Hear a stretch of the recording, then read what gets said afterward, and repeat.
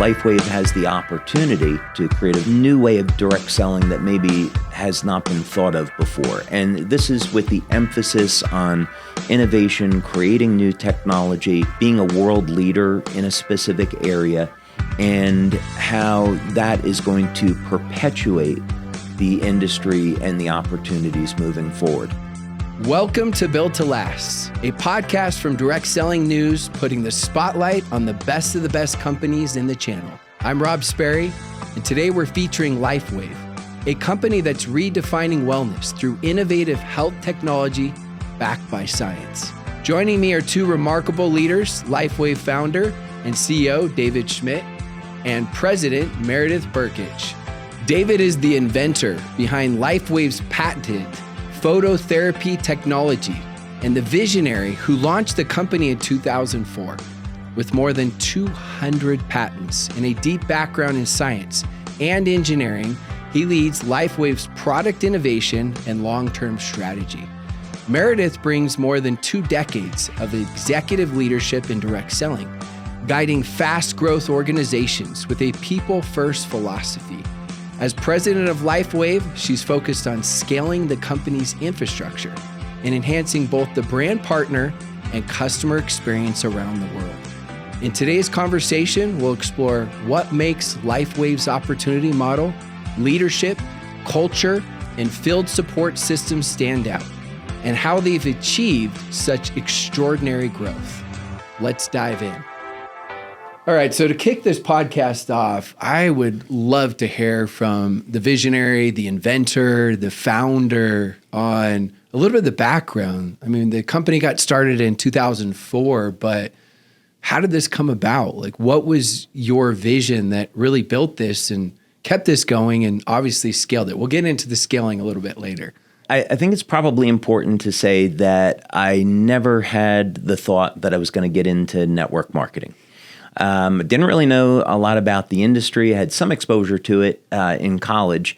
During the late 90s, though, I owned a company and I was developing different technologies for the U.S. Navy through government contractors.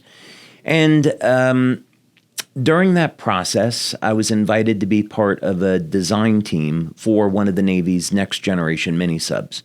So I took a look at the program and I thought, okay, maybe I can come up with a way to help improve crew survivability, so I'll get to work on this. And what I learned about the mission profiles is that people were going to be having to stay awake for 30 hours, 60 hours at a time. And in those days, people were using, like today, they were using caffeine, any type of amphetamine to stay awake.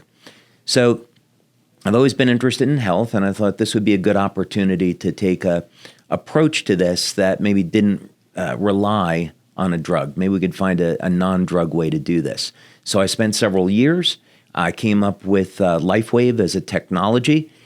And then 9/11 hit. And military was interested in weapons and not survival equipment. So I had a family to support. So I thought, okay, well, there's probably people out in the public that are interested in a technology to help burn fat and gain energy. So I'll go ahead and start a company, and that's when LifeWave was born in 2002. So it was 2 years to figure out how to set up the manufacturing, doing clinical studies to support the work, and then what's the market research? How are we going to actually end up selling this? Is this through TV, radio, print? And along the way, it became obvious to me that network marketing was by far the best way to go to market, which we did in November of 2004, and it's changed my life in absolutely remarkable ways. Was it a lot harder than you thought, direct sales, once you got in those first couple of years, or was it what you thought, or was it easier than you thought? Way more difficult. I would say it was way more difficult because I didn't know anything about the industry. I made a ton of mistakes. I look back at it in retrospect, and I think it's only through the grace of God that we survived. The work hours were very long. They still are, and which has never bothered me because I love what I do. But yeah, I would say in one sense, the work was very, very difficult But on the other hand, the business grew very rapidly, much more rapidly than I think through other means. And the rewards about meeting the people that you're helping, meeting the people that are building the business, just does not happen in any other industry. So I fell in love with the industry right away. That's such an important aspect. I mean, hearing that, I fell in love with the industry right away because it's a success principle. Everything worthwhile is always harder than we think it's going to be. It's not like, you could even go to the greats of all time, Tom Brady or Michael Jordan, and they're not like, oh, that was way easier than I thought, right? So hearing that passion is so key and critical to be able to get through those moments. Well, Meredith, you've described LifeWave's mission as maximizing human potential.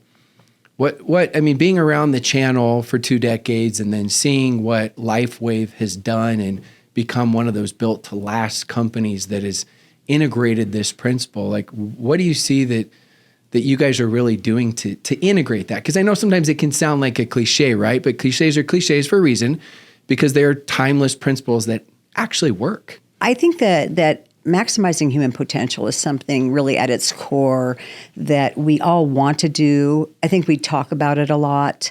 And yet I heard a message many years ago that said that the graveyard was full of the most human potential.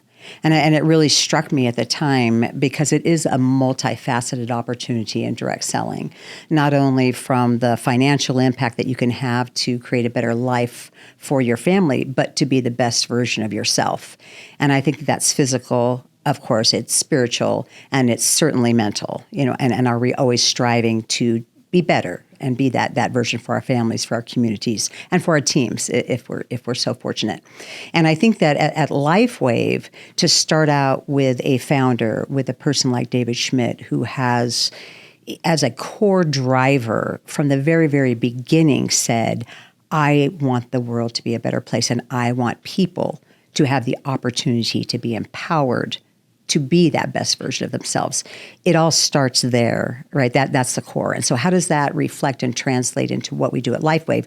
We're constantly asking ourselves, will this empower people? Will this give them the tools that they need? Will this give them the products that they need? Will we be providing a tangible way to better themselves? Yeah, it's interesting how you say that, and you start out with David, because I look at it as it's like a ship, the vehicle, indirect sales, the company. And inevitably, there are going to be storms that come. It just happens. The greatest stocks, the greatest companies have them. It's perspective, it's reality. But who's the captain of the ship, right, is so important, more important than anything else.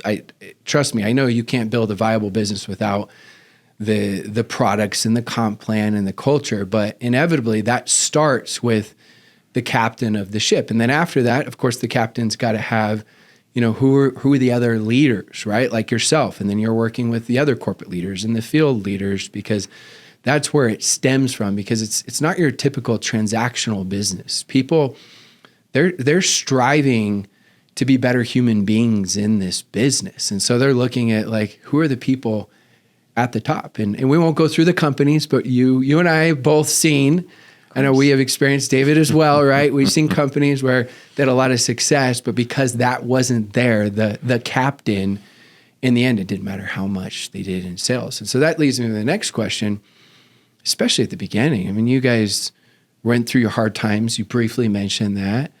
I'm guessing underfunded at times where I don't know, I'm guessing where it actually wasn't that. Okay. No, actually, our challenges occurred in 2006 and 2016.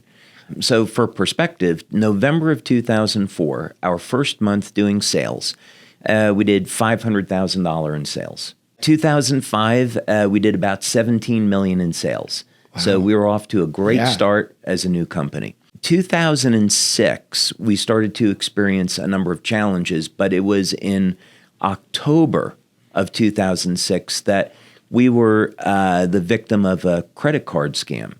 So we had somebody in Europe that was buying credit cards through Russia, They were placing fake orders. We had about $1 million or so worth of fake orders go through. We had paid commissions on it. And that was an unbelievable disruption in the business. And 2007, we went month by month. We lost about half of our distributors because of that. So we went month by month in 2007, not really knowing if we were going to make it. Did the leaders sense that as well? That you weren't maybe going to make it, or was that just more behind the scenes, kept private? The leaders certainly knew Okay. that the company was having its challenges. Yeah. They didn't know, I think, how bad it was. In just a week before Christmas, I emptied my bank account to make payroll.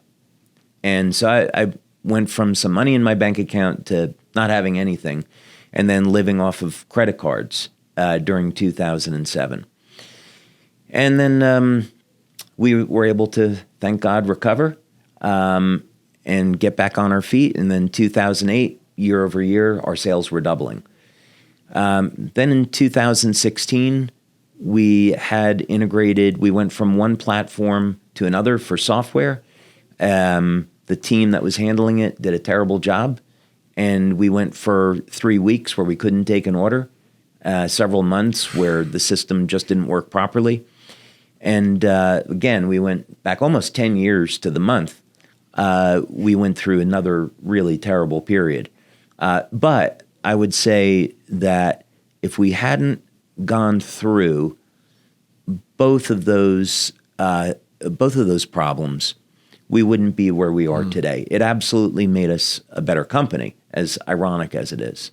Yeah, the ones that get through it, it's always right. The trials were the best things that happened if you can make it through. Now, obviously, we don't feel that way during those times, but I appreciate you sharing that. And that's one of the goals of Built to Last, is us sharing not just the highlights of all the great things we went through, but also the struggles and the challenges. Because I've heard that from multiple companies, but I don't see that publicly, where they had massive issues with merchant accounts and different things like that they had to go through, and you just don't know. Like, a lot of times that isn't shared, and so it's empowering, and I'm grateful to hear that as well. Like, the struggle is so important, because yes, your struggle is your story, your mess is your message, but when you overcome it, right, that's what makes it so powerful. So what would you say, Meredith, if you think of LifeWave, like the biggest thing that you guys have for a company that is built to last? Like, if you were to say the single most important thing, and I know that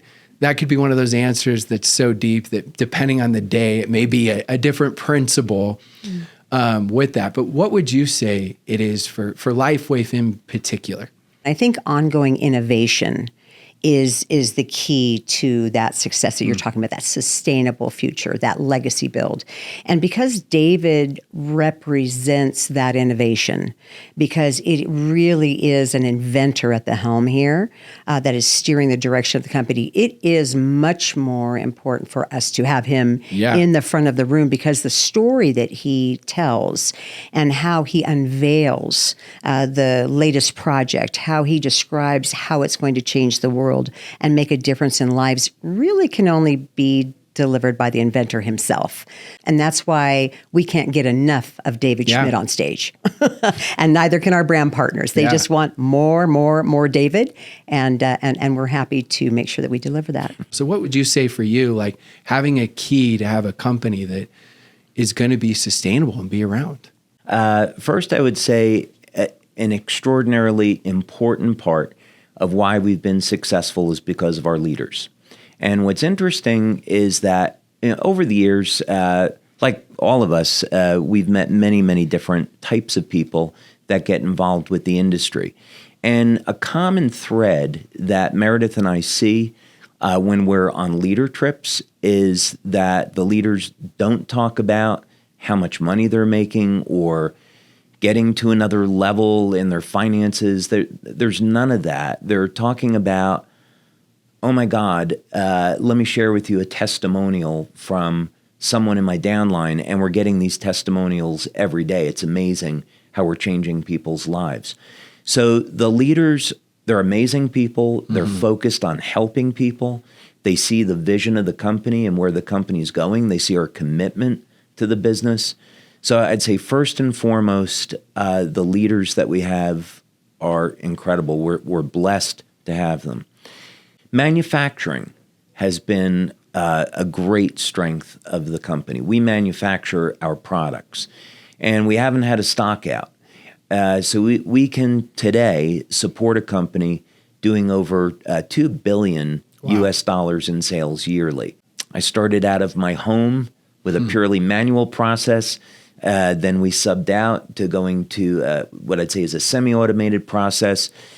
Then we had a piece of equipment retrofitted to make it automated, and today it's incredibly advanced. We use robotics, we use computerized vision detection systems, and it's very, very high speed.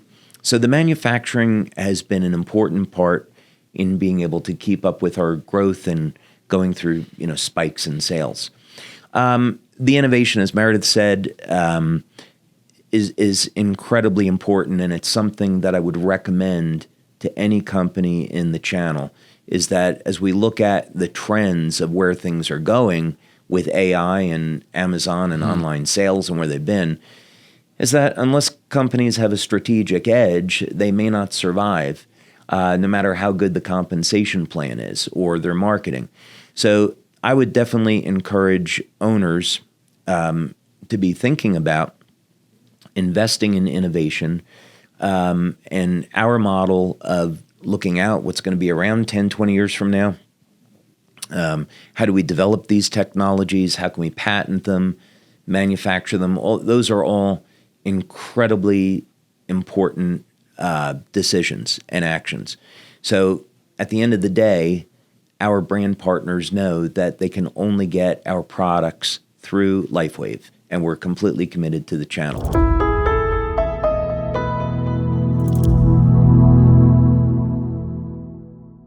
I think some of the best products are always the ones that have so much complexity. They're like, wow, it's amazing. But then you find a way to simplify it, right?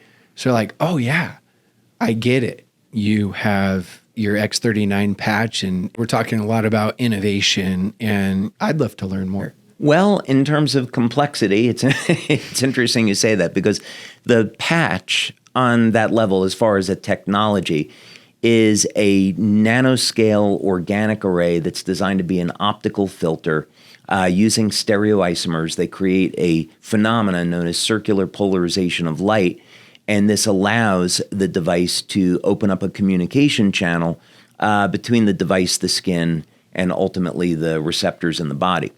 So it's technically complicated, but it's been simplified in such a way that anybody could use it, and takes 10 seconds to apply, and you get the benefits all day. But in simplistic terms, the LifeWave patch technology takes advantage of the fact that ultimately human beings are powered by light, which means if you can take any human, plant, animal cell, put it in a room that's completely dark. We use a device called a photomultiplier tube, and you can detect very minute photons. They're called biophotons because they're coming from living systems, coming off of those cells. And these pulses of light are so coherent, they resemble laser light. And the reason why all living systems have this light is that they initiate thousands of different biochemical reactions within the cell. So ultimately, as Robert Becker said in the late 60s, it's the electrical systems of the body that control the biochemistry. But here now, more refined today, we would really say it's the light that's emitted from the cells that controls the biochemistry. So the LifeWave patch is a form of phototherapy. We stimulate the skin with very low levels of light. This activates receptors in the cell. And on our first product, which is Energy Enhancer, it's going to upregulate what's called beta oxidation or fat burning. So you wear the energy patches, and we can analytically demonstrate through blood, urine, saliva testing, bioelectrical testing, that that's exactly what happens. A 23% increase in fat burning from applying Energy Enhancer.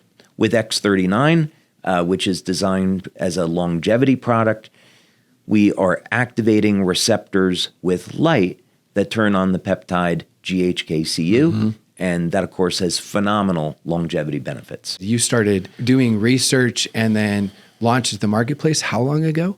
I started the research on X39 in 2008. Wow. And this was long before doctors ever started using it. It had been discovered by Dr. Lauren Picard around 1970 or so. And Dr. Picard should win a Nobel Prize for this work because it's probably the most powerful peptide in the human body, which declines with age, that's responsible for resetting several thousand genes back to a more youthful state. We compare that to something like resveratrol, which resets two genes, the sirtuin genes, back to a more youthful state.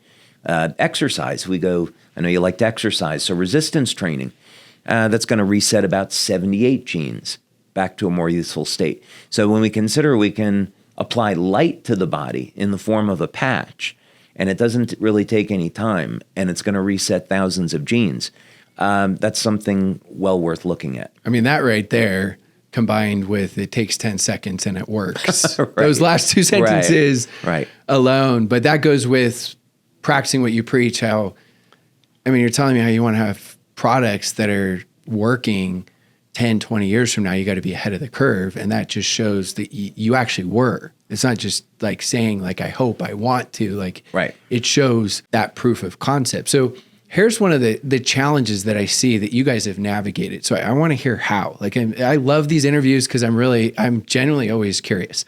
I've seen both sides do things wrong, meaning I've seen where they're stuck just on one product and there's never any innovation.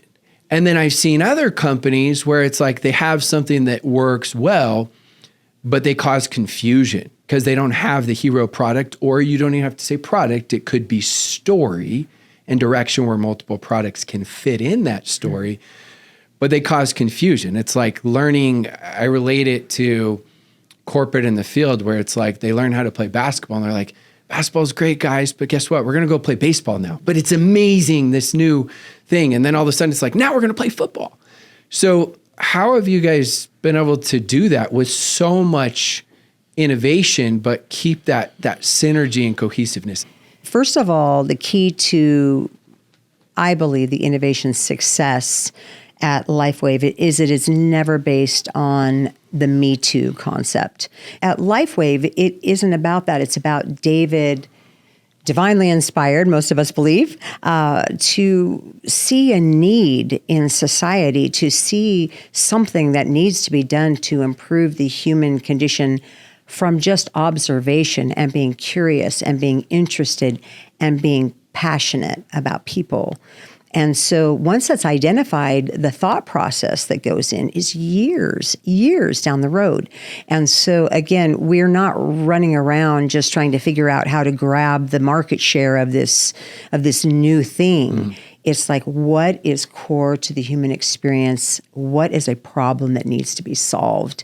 And I think that that's the type of innovation we do. I think that that's very, very helpful.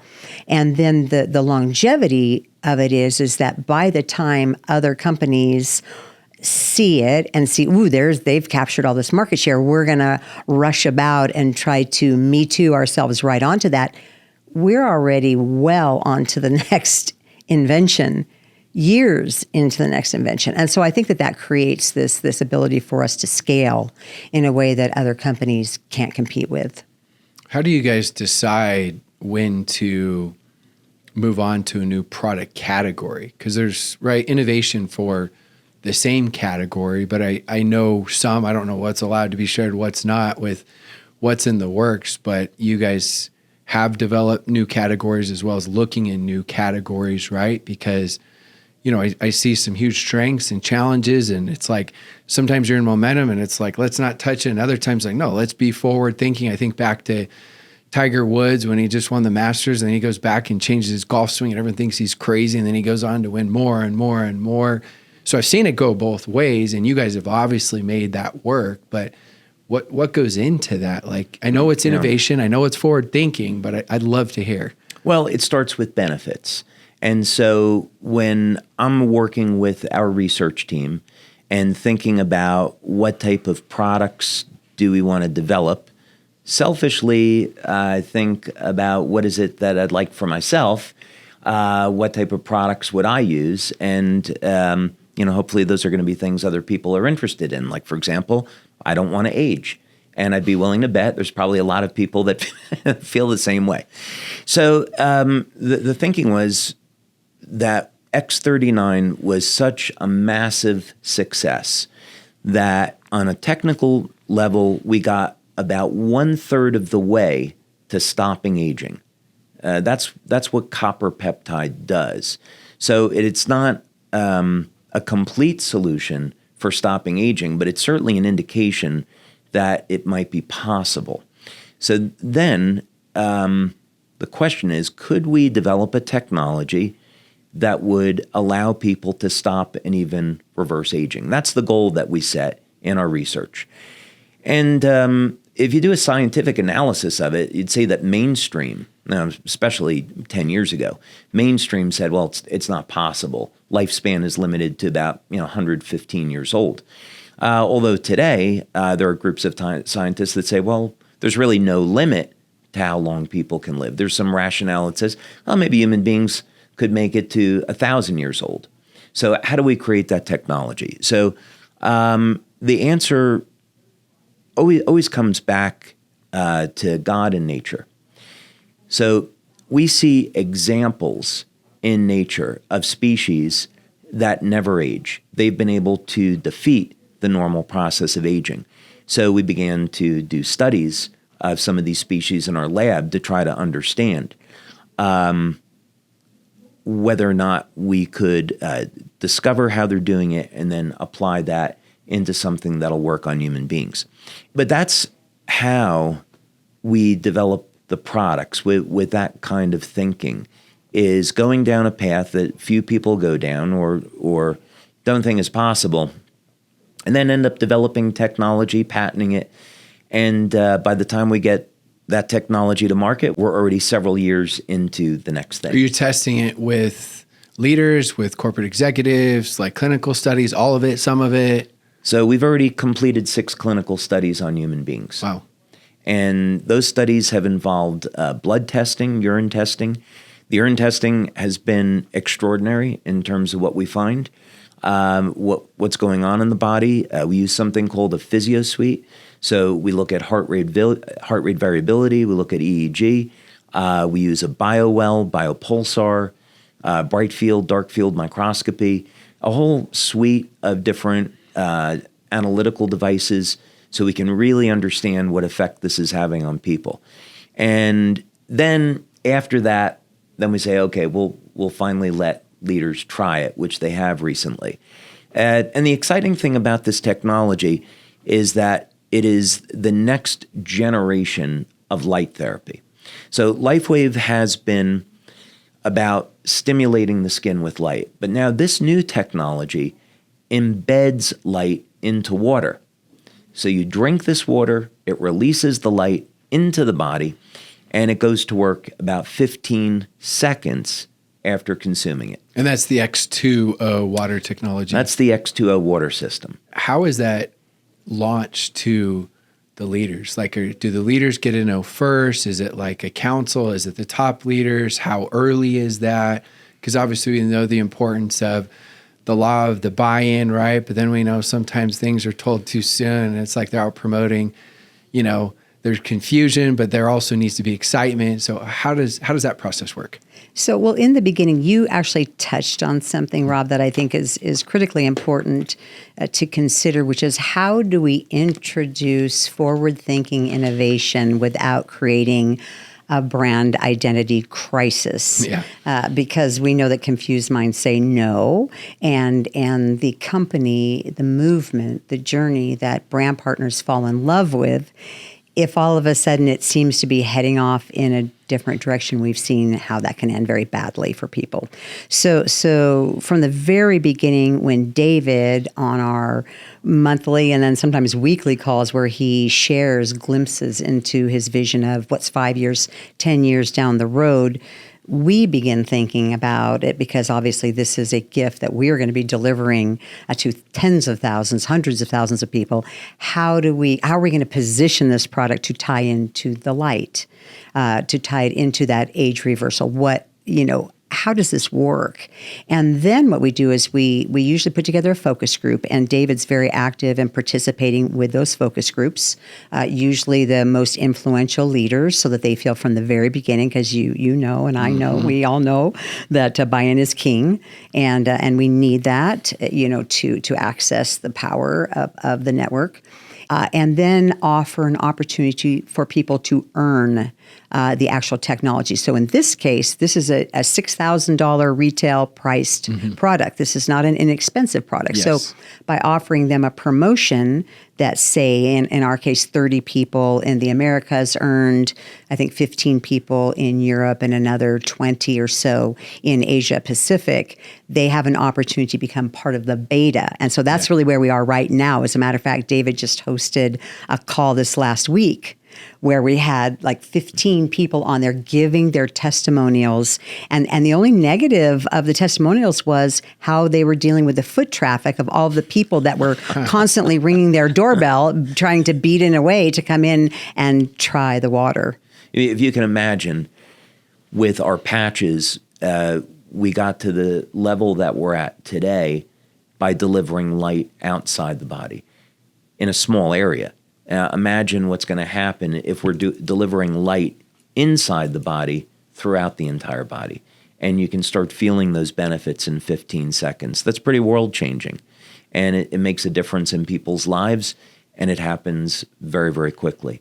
So I think what would be different about the X2O launch as compared to maybe a traditional product launch is the fact that we're launching a new technology, not just a new product. But I love how you keep talking about the light, because even though it can be a new product, one's inside, one's outside, it still feels like the same story that's just being enhanced. So it doesn't feel like changing direction. It's like, no, we're going to keep improving this story, which is phenomenal. And sometimes we understand it, but trying to explain it where the masses understand it isn't always easy. So, it's light therapy, right? So the brand, fortunately, the brand partners, they got it right away. We've been in the light therapy business, and now this is an innovation in light therapy that hasn't existed, and we're delivering light throughout the body. They got that right away. They saw the synergy. They know that in order for people to get the most benefits out of the X39 patch or any of the patches, you have to be well hydrated. We came out with this product, Cellergize, to complement the patches, which goes in the water. And now the water is a delivery system for those nutrients. So everything fits together. It was made to be that way.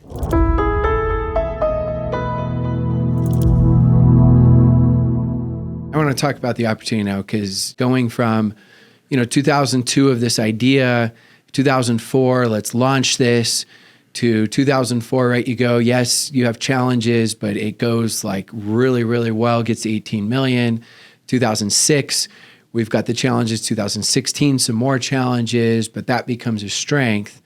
And then all of a sudden, I'm looking here, 2018 to 2024, 30 times growth, win the Bravo Award for most year-over-year growth for the top 100 companies. What happened? I know that could be hours and hours, but that's not normal. And obviously there's a foundation built, but what happened? I had spent 10 years and invested $4.3 million into stem cell research. And this is, again, part of this forward thinking.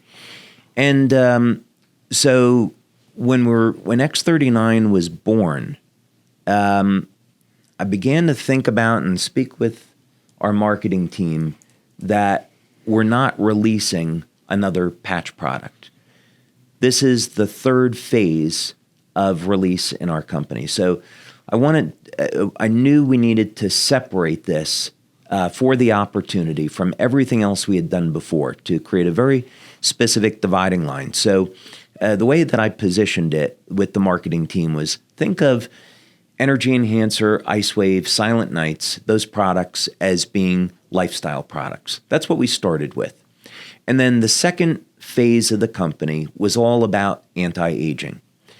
So now we're entering the third phase of the company, and this is all about stem cells and regeneration.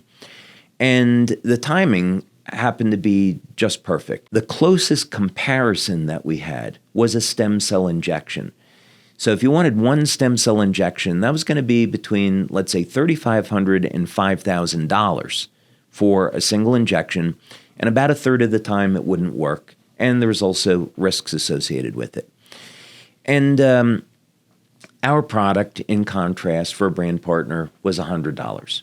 And it's a product they could use every day, had no side effects, worked with the human body, and had benefits that, in fact, exceeded what you could see with stem cell injections. So from the perspective of the opportunity, the leaders started to see there was this enormous value proposition.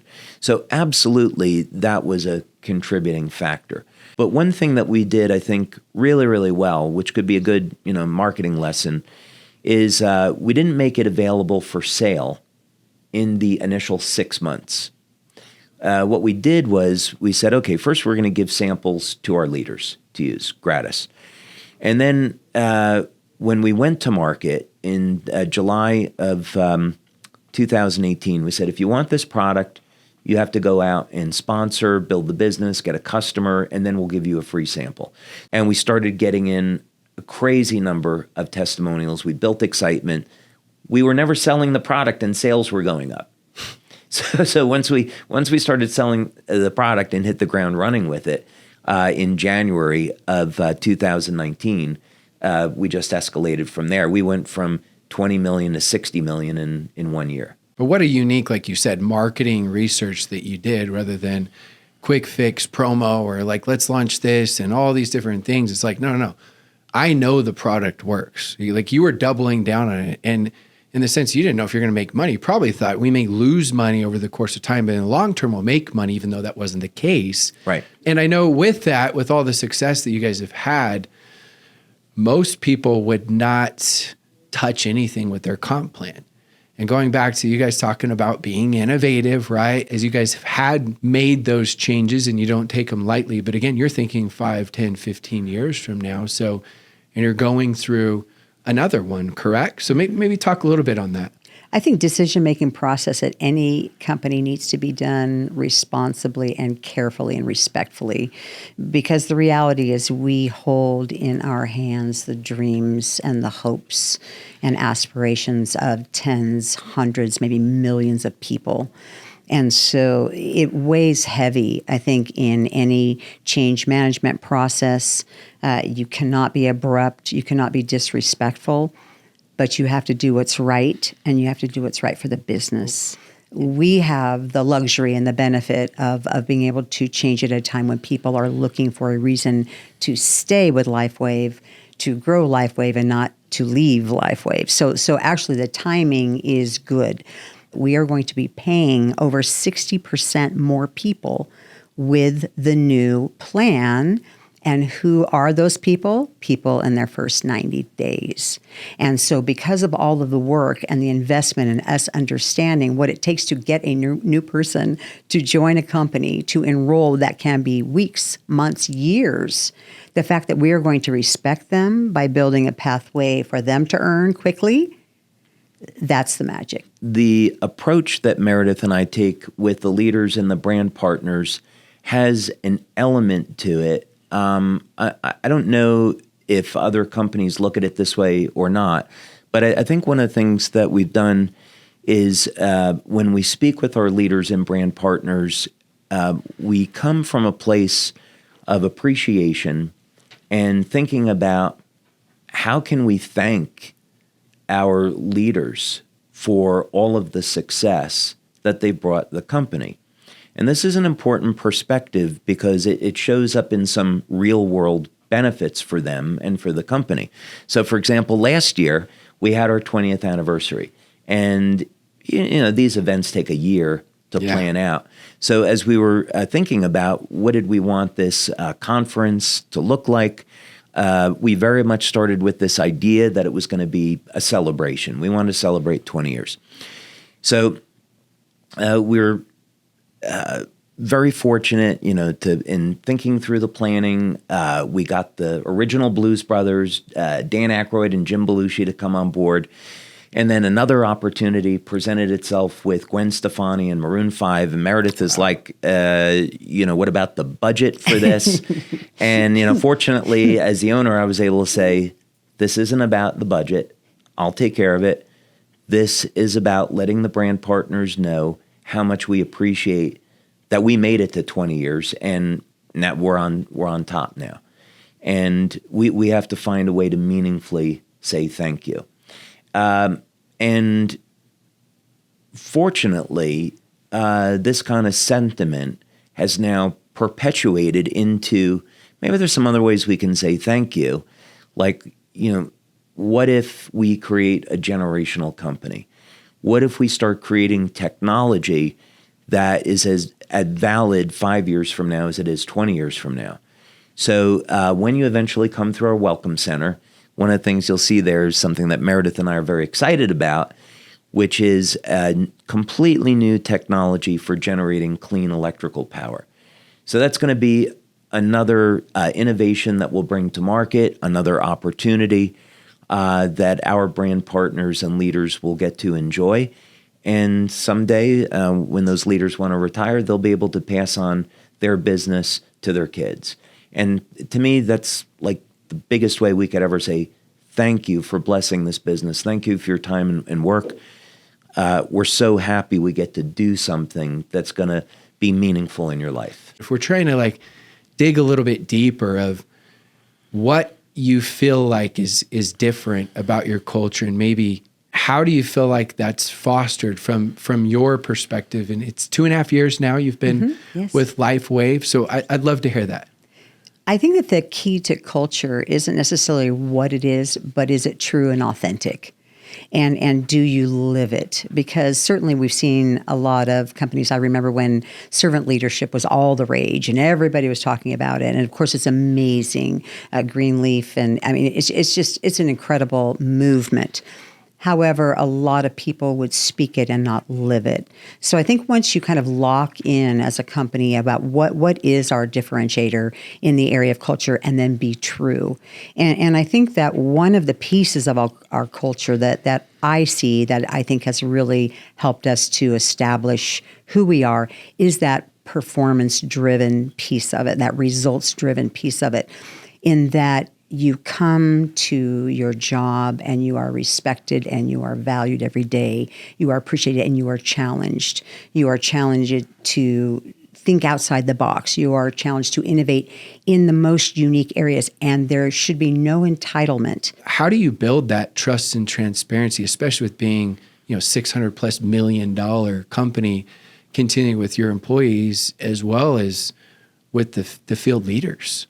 Yeah, I mean, it's certainly something that happens over time, and it happens through repetition. First, I think you would appreciate hearing this, is that back in 2005, I worked with Coach Richard Quick, 6-time U.S. Olympic coach at Stanford. And I asked him once, what was the difference between the athlete that won the gold medal and the athlete that didn't? And I was expecting him to say, well, the person that wins the gold medal has a special gift and they're just built right and different genetics. And what he said was, the person that wins the gold medal is the one that does the basics every day. They've committed to their diet, to their exercise. They're in the pool 5 hours a day. They're training, practicing. They're doing the basics over and over again every day. Those are the people that are winning the gold medals. And so I think the same is true in business. If we're going to be successful, there are a few very fundamental, basic things that you have to do each day. But the other side to it is you build trust over time, and you do it through your actions and your words. So if you say something, you have to deliver on it. And if there's a change in circumstances, you have to be transparent and you have to tell people. It's, I think I've come to realize that the relationship that the company has with its brand partners is very much like a marriage. And a marriage that's successful is based off of goodwill. And it means that both people are in this holy union and they want to do right by one another. They have one another's best interests. We may not always agree, we may have different ideas, and that's always totally okay. But each person wants the best for their partner. And so in networking, if the company wants what's best for the brand partners and the brand partners are going to protect the company, that is going to be something very special and it's going to have a lot of longevity. So I think one of the things that Meredith and I have done really well is that when we talk about making LifeWave a generational company, they're not words. We show them exactly how it is that we're going to do that, how we're going to accomplish it. We give them a plan. We give them a timeline. We show them technology.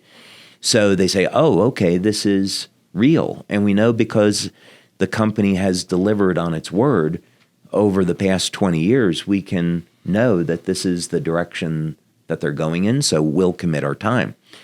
So, as an owner in the business, I want to be respectful that we're not wasting people's time, that we're working together to build.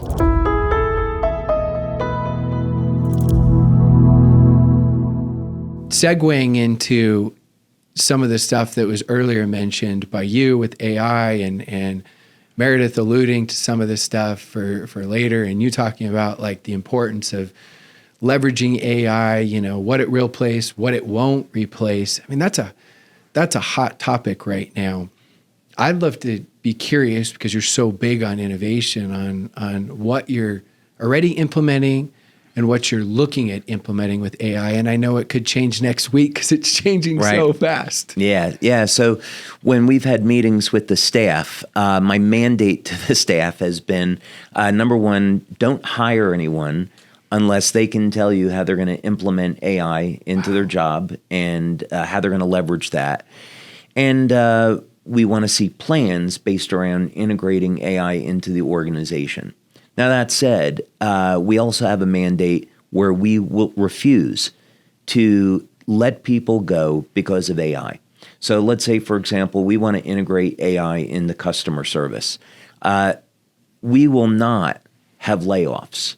I do not want LifeWave to turn into a company where people are displaced by technology. I think that is an incredibly dangerous, toxic precedent to set. It's demoralizing to people that are on the team that stay, because they'll wonder, well, when am I going to lose my job?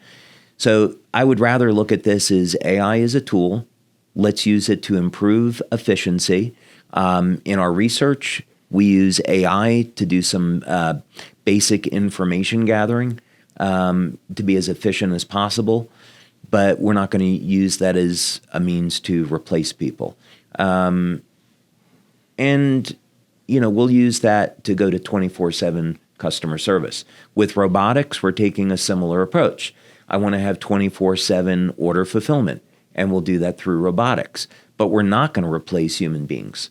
And so I think it's really important for everyone. We have over 600 employees now. I think it's really important for people to know that's the direction that we're heading in. We have to use these technologies to keep up and have an advantage. But we don't want to do it at the expense of the human factor. Otherwise, we lose too much.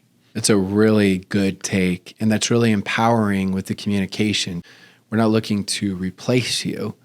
We're looking to enhance your role, and AI is part of that enhancement. I've looked at even my business, at first I'm like, oh, is this going to take away from a lot of things I do?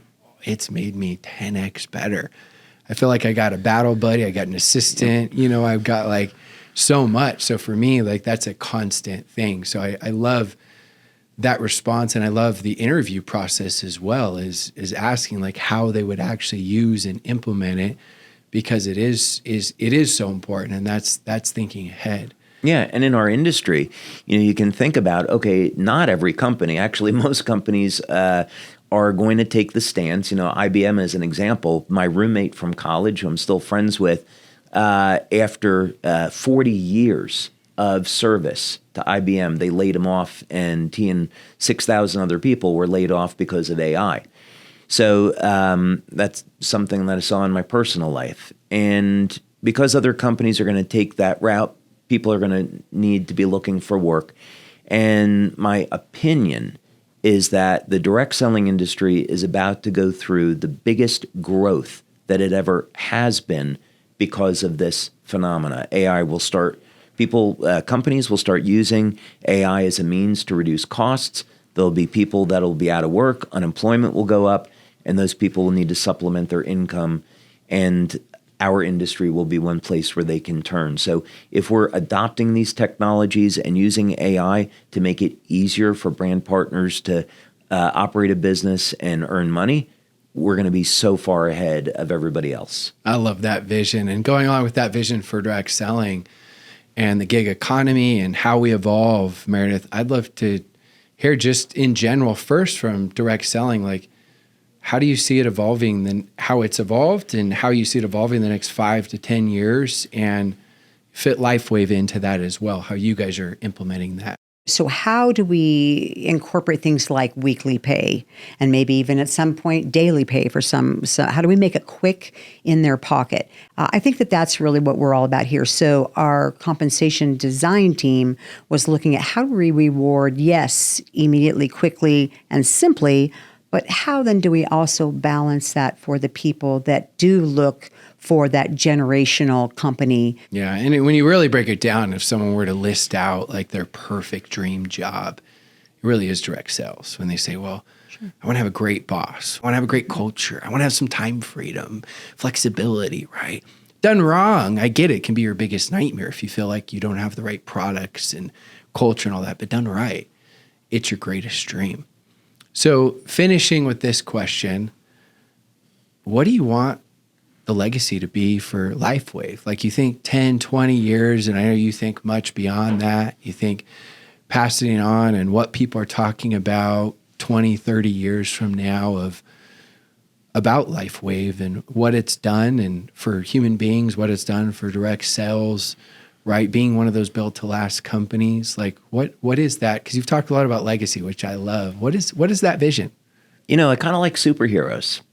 And so I think that shapes a lot about the way I think about things. So, the traditional superhero is get the bad guy, rescue the girl, save the world, right? So I think simple stuff, right? So I think if we were looking, 20, 30, 40 years into the future, we're at an important moment, and we have some extraordinary opportunities. We're dealing with technologies that have the potential to stop and reverse human aging. So thinking about that beyond the individual, what that means is that if we turn that into a reality, and the technology ends up doing that, that means we have functionally, because we're keeping people healthier, we reduce healthcare costs on any one given country.